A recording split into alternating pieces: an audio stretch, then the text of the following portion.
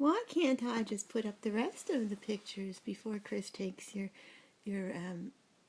internet provider from you and you can't afford to get one of them at the house by yourself because you're too lazy to work, as he said to you before he left with your daughter today? Well, perhaps that would be better putting up the pictures of Emma, so that when I'm lonely and I'm at the library, I can go to my YouTube site and look at the pictures of Emma, or Emma can. Obviously, I'm going to take the photo albums with me because nobody but me looks at them.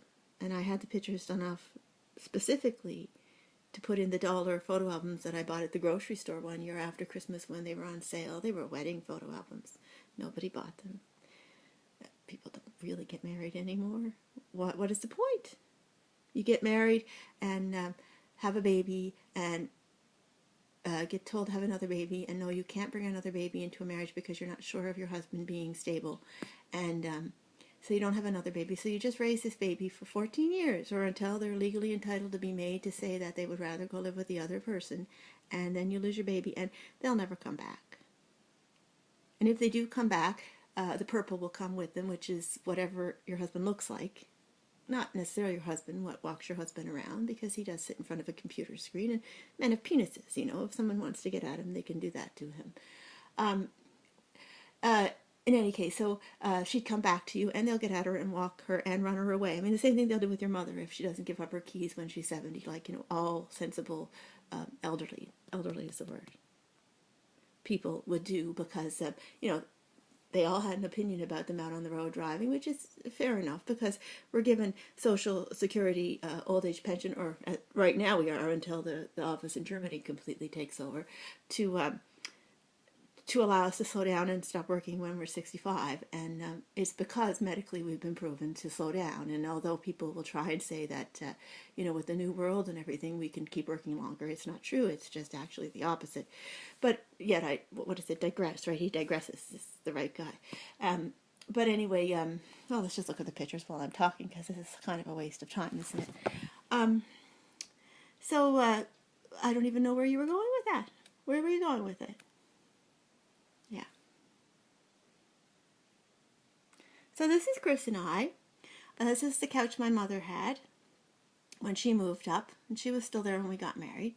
And this is the tree in front of the window that I had saved the tree because when they were putting the siding on after my mom moved up, because she had her house fairly well done, and when she moved up, because things had just been happening and she was spooked, and you know, they don't hear things, because if they do, someone might come at them harder.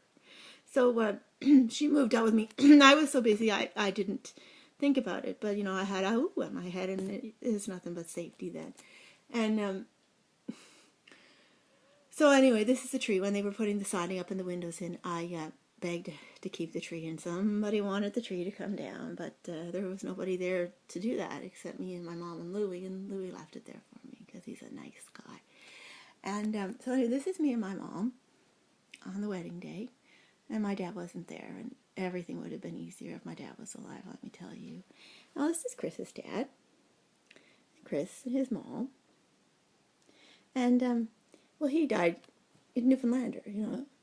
You say what you want about him. I only know him to be a nice man, but he died away. He went away to nothing and died of cancer of the lungs.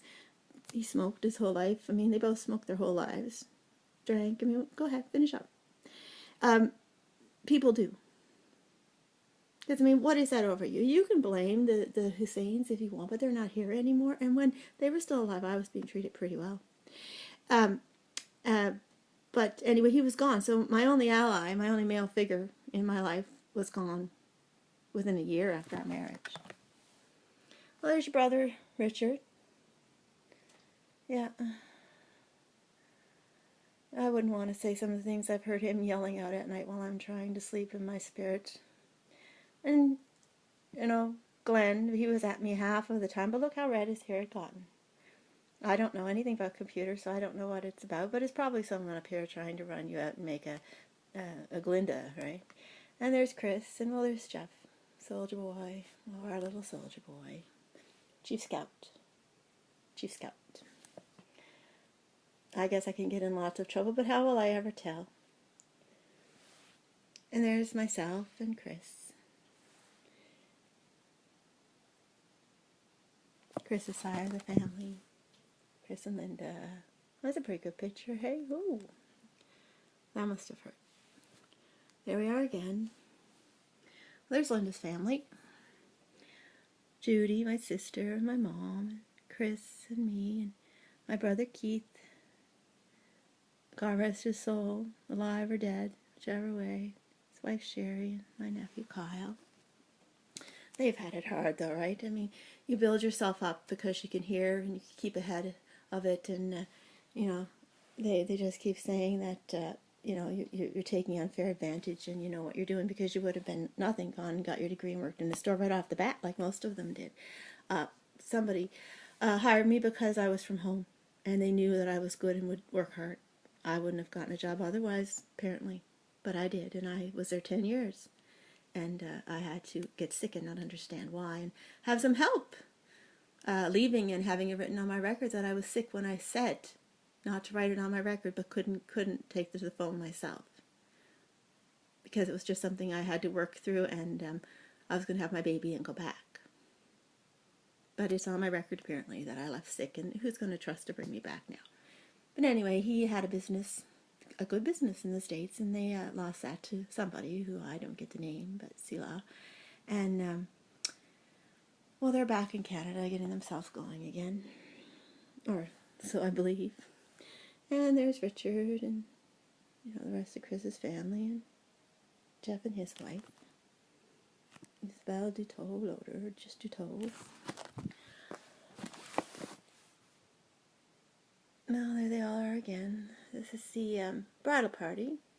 Richard and Jeff and Glenn and Chris and me and my sister and my sister-in-law Sherry, Keith's wife. And the other person I was going to ask to be in the wedding party at the time, because, well, my friend Samantha actually came to my wedding, but I didn't really know her anymore. And it would have been the obvious choice. I always had a few friends, not so close, near and dear, but I mean, nobody did. I mean, I was friends with Donna and Anne, and I mean, they were only friends with me at the same time, so I don't know what it is, because I get it in my head from you that I just don't have good, long-lasting friendships. And I mean, I have a Christmas card list of 50 people, and we all send cards to each other every year, even though it's so expensive, but maybe I'm not the only one who hears that or receives that feeling. And I asked Lynette to stand for me, because well, sadly she was in town, and she's more Judy's friend, and I babysat for her, but things have just not gone right between myself and her since the marriage, and I don't know what it is. It had been my intent to ask Cavell, but I don't really have much to do with Cavell anymore either, but I'm not my own head anymore. Once you get married, I don't know if it happens to everybody, you sort of become your husband's head, which is not your husband, it's what makes up your husband. And it wasn't, I just didn't understand it. Well, I understood it, and on the day of the wedding, I'm sort of praying, or someone at me is praying, you know, Caleb, please come and tell her not to get married, she needs to know. And I don't know, and I just keep getting married, and what drove us together, but it may be God, which is what marriage is about, isn't it? Because all of this that I've dealt with, things that have happened to women, and truths that haven't been spoken for all these years, and we're just people, pawns, walking the same thing around, which is armed forces, just through time and space, over and over again. So we went ahead and got married. I don't even know what it is I'm worried about, but obviously if I have eternity, because apparently you're going to take that from me, apparently, I would have known, and at some level it would have had to come back, and maybe I finally got told, no, don't do it, you're going to destroy a child.